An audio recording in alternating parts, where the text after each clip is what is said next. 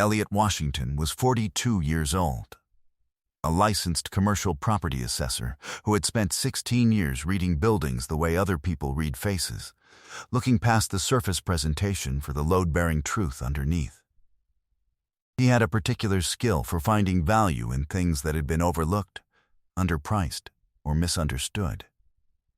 And he had spent the last 4 years applying that skill quietly, in his own time, to a small portfolio of positions that existed entirely outside the attention of anyone who knew him socially.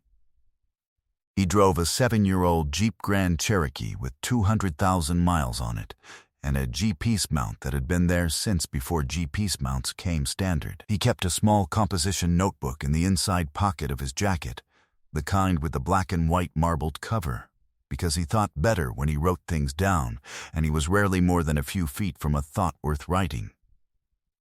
He was at his desk by 6:45 every morning. He left when the work was right, not when the clock said to. He was not a man who missed details. That was, in a precise and ironic sense, exactly the problem for the people who believed they had hidden something from him.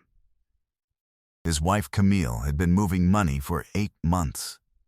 She had been careful about it, systematic, almost professional, in a way that suggested either coaching or research. She had no idea that the property her lover used it to purchase had been connected to Elliot's name for 18 months before he ever touched a dollar of it.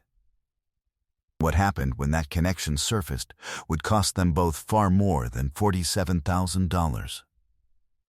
Before we jump into the story, comment where in the world you are watching from and subscribe, because tomorrow's story is one you need to hear. The morning it came together started the way most important mornings started for Elliot, not with a confrontation, but with a document. It was a Tuesday in April, just before 7. He was at his desk with coffee and the assessment files he needed to review before a 900 site visit. His phone buzzed with a text from a number he recognized immediately. Dorothy Vance, the retired title examiner who had done the work on 3 of his private lending positions over the past 4 years. Dorothy texted the way she did everything else, economically, without warmth or hostility. Just information. Saw something in the new transfer filings you need to look at. When can you call? He called her from the desk before he touched the assessment files. She picked up on the second ring. "Elliot," she said. "I'm going to describe something and I need you to just listen until I'm done." He said, "Go ahead." She described it. A property at 2240 Meridian Avenue, a 2-story commercial building in the Eastern Corridor that Elliot knew well, because he had assessed it twice professionally and, on a separate occasion entirely, had participated in a private lending arrangement that gave his LLC a senior lien position against it in exchange for bridge financing the previous owner had needed to clear a tax obligation. That arrangement had been documented, properly recorded with the county, and filed 18 months ago under his holding company, U Capital Lending, LLC. The new transfer filing she had seen showed 2240 Meridian under contract for purchase by a buyer named Marcus Thill. Elliot held the phone for a moment. "You know the name," Dorothy said. It was not a question. He did not know the name. He said so. "He doesn't have an assessor's history in the corridor," Dorothy said. "Private buyer. The transfer documents show he's using a cash plus note structure. The cash portion appears to be $47,000, paid in 2 installments, sourced from a personal account." Elliot wrote the figure in his composition notebook. He wrote the name beside it. "The lien on the property from your LLC," Dorothy said. "It's senior. It's recorded. Any title search worth anything would have found it." "Did the buyer's title search find it?" A pause. "That's the interesting question," she said. "The commitment I saw doesn't list it." Elliot looked at the number he had written. He looked at the name beside it. He set the pen down. He had been married to Camille for 9 years. He had, in the past 8 months, noticed a series of small things he had filed without connecting. The bank account balance that fluctuated in ways that didn't track with the household expenses he could see. The phone she angled away from him when it buzzed. The 3 weekends in the past 4 months she had spent at what she described as a friend's lake house, without producing any photographs. From a person who had previously documented every trip. He had filed each of these observations in the methodical way he filed everything, and he had not connected them because he had not wanted to, and he understood now, looking at the name in the notebook, that he had extended patience past its evidence. "Don't do anything yet," Dorothy said. "I'm not going to do anything yet. You sound like you're about to do something." "I'm going to finish my coffee," he said. "Then I'm going to call my attorney." Dorothy was quiet for a moment. His title search should have found the lien. "It should have," Elliot agreed. "Which means," she said, "either the search was incompetent or someone suppressed the disclosure." Elliot looked at the name in his notebook. "I'll call you after I speak to Mitchell," he said. He ended the call. He sat at his desk for a moment. Then he opened the composition notebook to a fresh page and drew a line down the middle. On the left side he wrote, "What I know." On the right side he wrote, "What I can prove." He started filling in both columns. They had met at a fundraiser 9 years ago. Camille had been working in event coordination for a downtown nonprofit, and Elliot had been invited through a professional contact who had over-described the occasion and under-described the parking situation.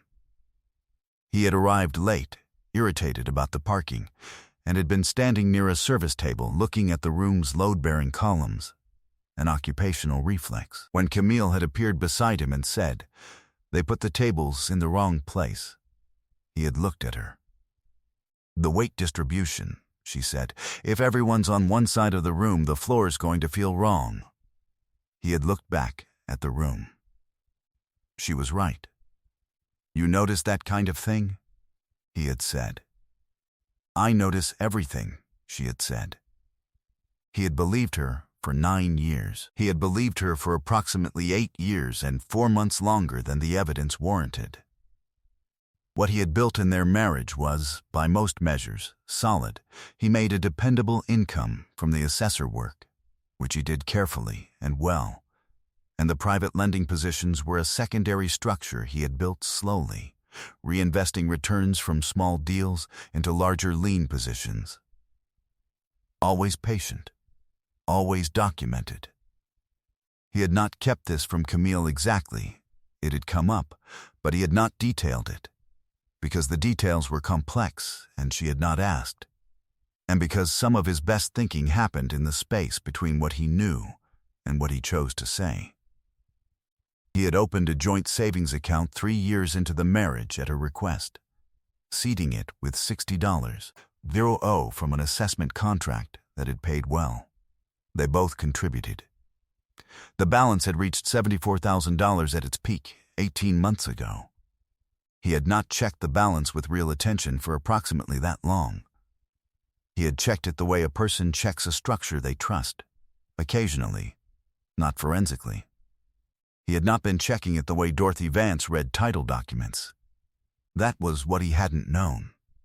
Until the Tuesday, everything changed. Her name was Dorothy Vance. She was 66 years old, retired from 33 years as a licensed title examiner at a firm she had helped build from a 2-person operation into the most respected title company in the Eastern Corridor. She had a small house near the courthouse, reading glasses she wore on her forehead when she wasn't using them, and an attention to recorded documents that had, over the course of her career, caught 11 instances of fraud that would otherwise have cost buyers their properties and their money. She had done the title work on Elliot's first private lending position 4 years ago, and had told him. When she found an irregularity in the chain of ownership, with the matter-of-fact precision of someone delivering a weather forecast, "There's a defect here." I'm going to fix it before it becomes your problem. She had fixed it. He had hired her for every position since. She had called him on a Tuesday because she had seen the transfer filing on 2240 Meridian and had immediately recognized the property from her prior work. And because she had done what she always did when she saw something that didn't add up, she looked more carefully. She had pulled the title commitment filed for Marcus Thill's purchase. What she found there was not incompetence. The lien was not missing by accident. The commitment had been prepared by a title agent whose license had been issued 8 months ago, an agent with minimal recorded work history, operating through a shell entity, who had been retained by Thill directly rather than through any standard lender protocol. She put this in a folder and brought it to the meeting Elliot arranged with his attorney the following Thursday morning. His attorney was Mitchell Grant. He was 58 years old, patient and unhurried in the manner of someone who had seen most things and understood that the deliberate pace was not a delay but a structure. He read the folder Dorothy provided the way Elliot read assessment files, completely, carefully, in order. When he finished, he set it down and said 2 things.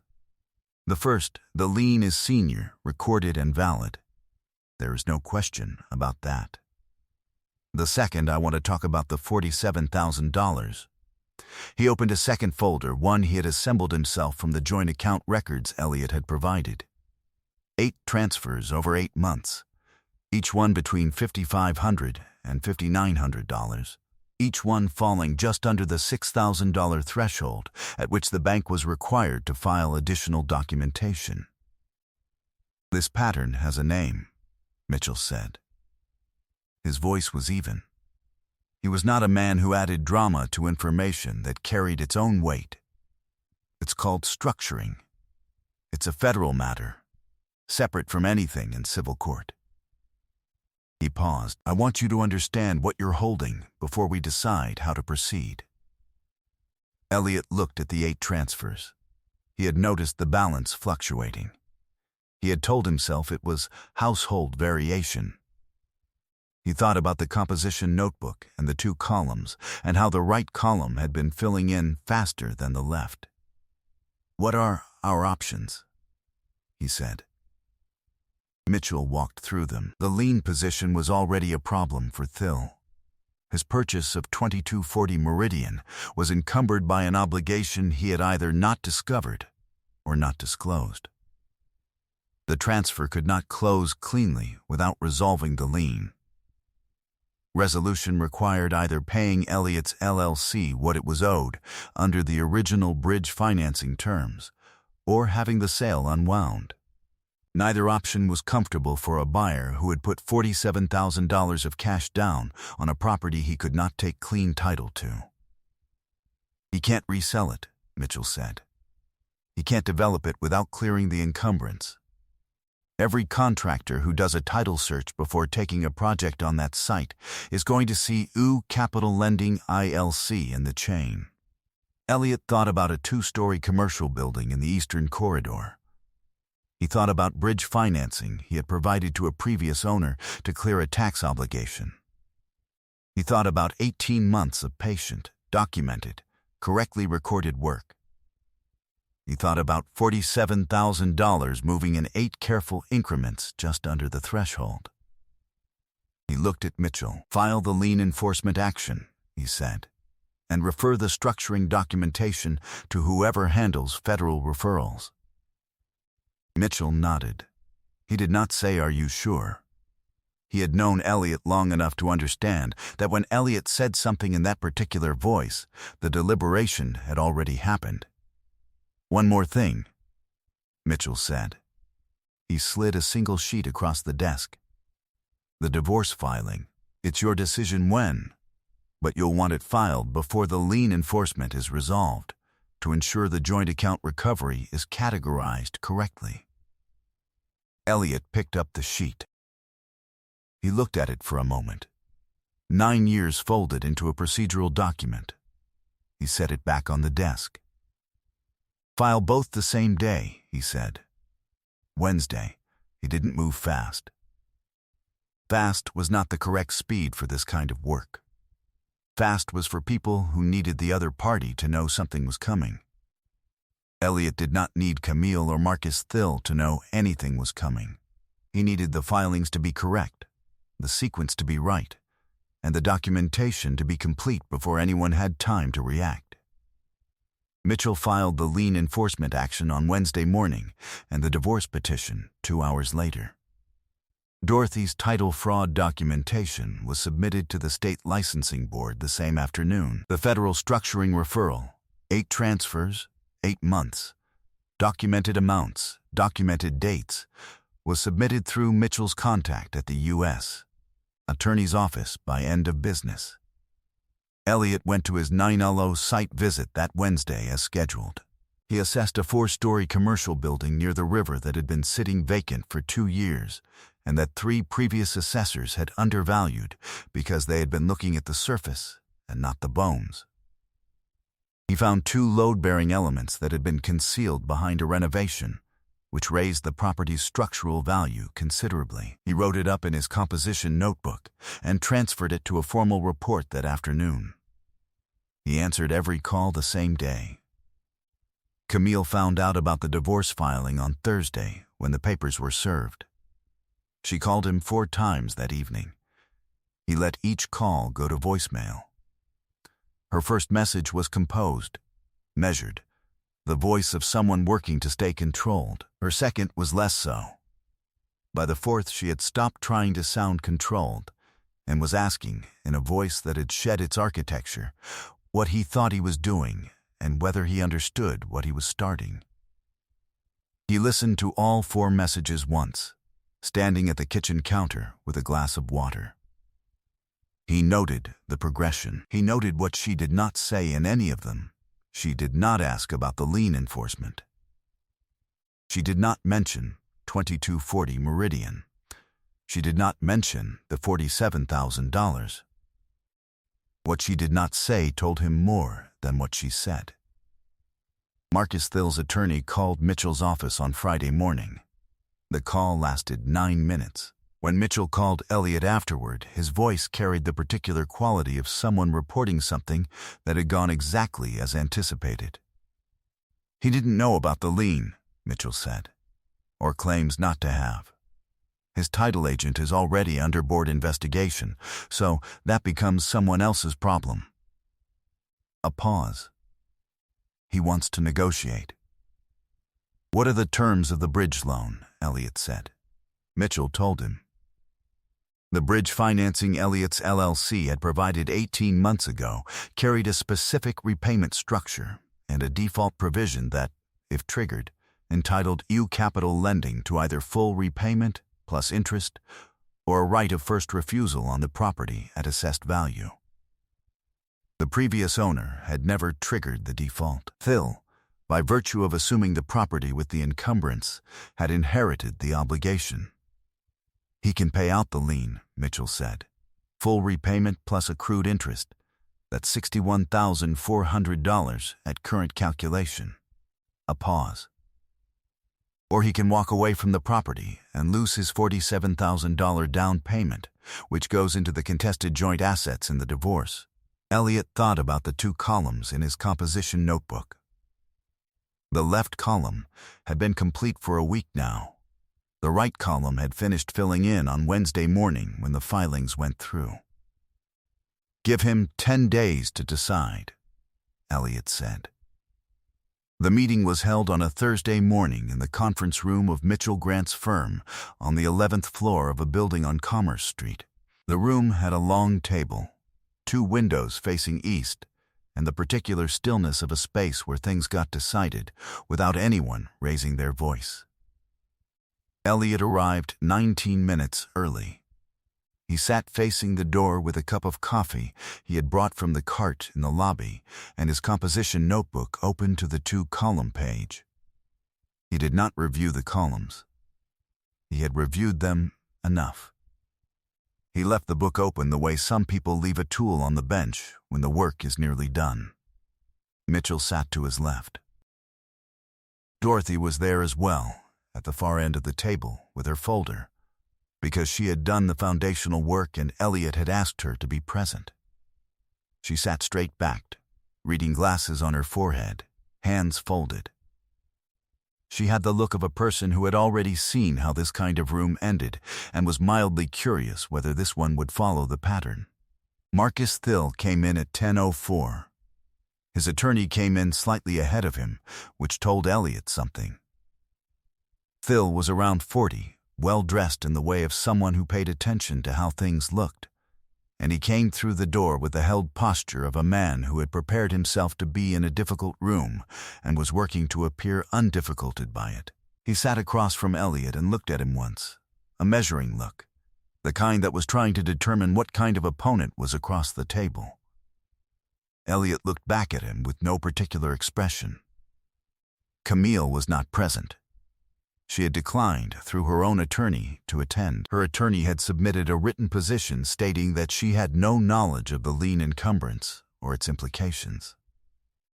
Elliot had read that position without responding to it. Mitchell opened the meeting. He laid the documentation out in the order he and Elliot had sequenced it. The original bridge financing agreement, the recorded lien, the title commitment that had failed to disclose it, the default calculation, the two options available to Thill. He placed each document on the table with the unhurried efficiency of a man who had done this many times. He did not raise his voice. He did not editorialize.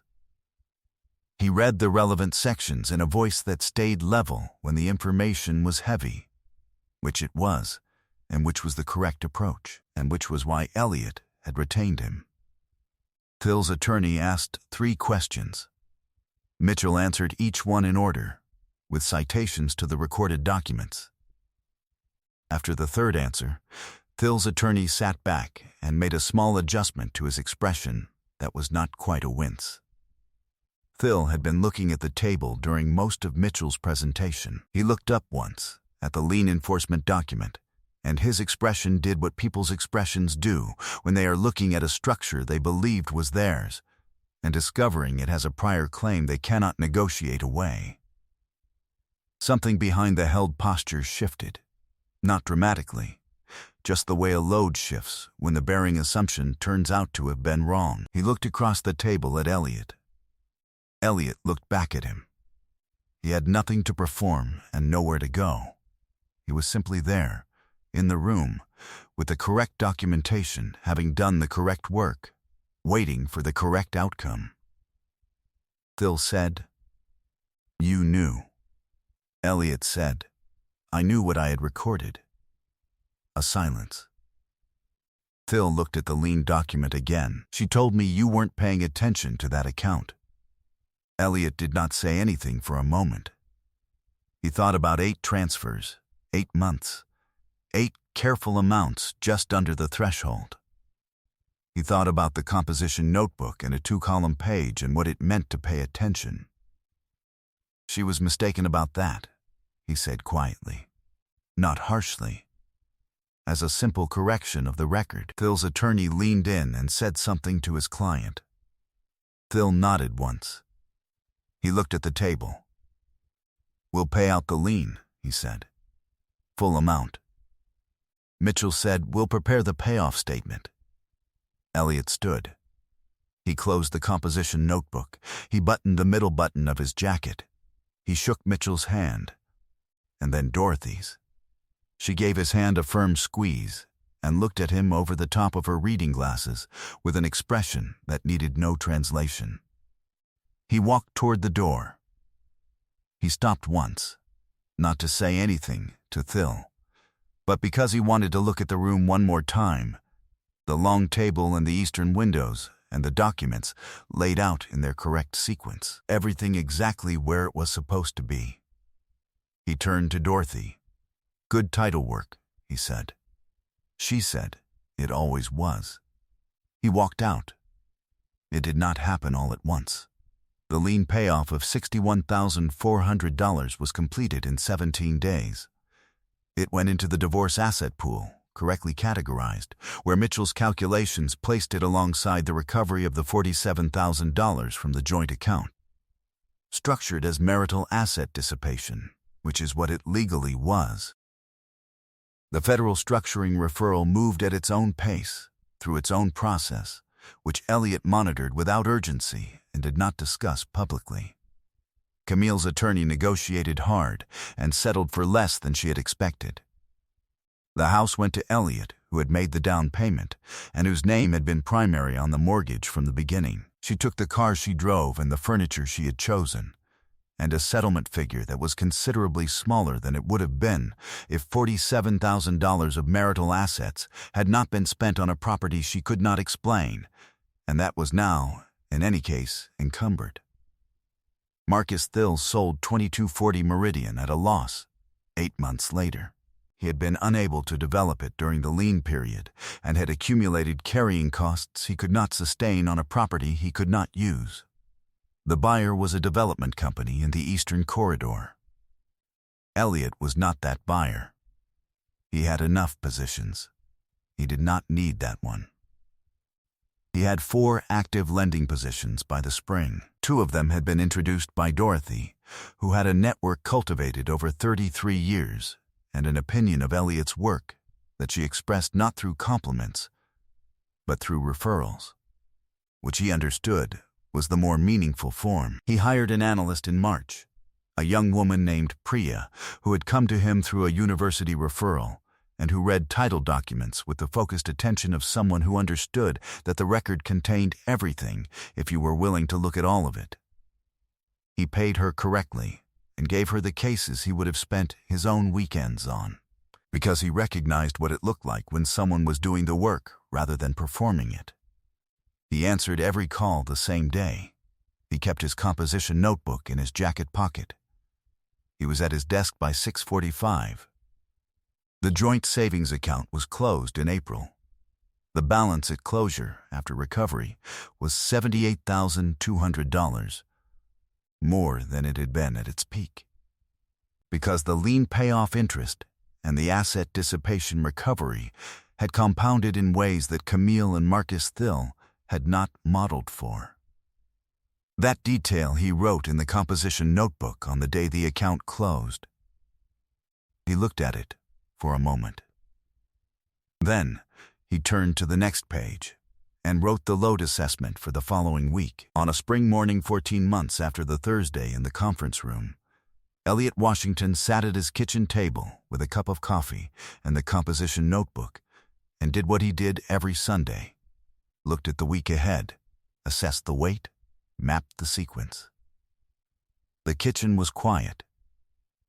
The morning light came in flat, and even through the east window, he could hear the neighborhood beginning: a car down the block, a dog, the distant rhythm of a weekend that had not yet decided what it was going to be.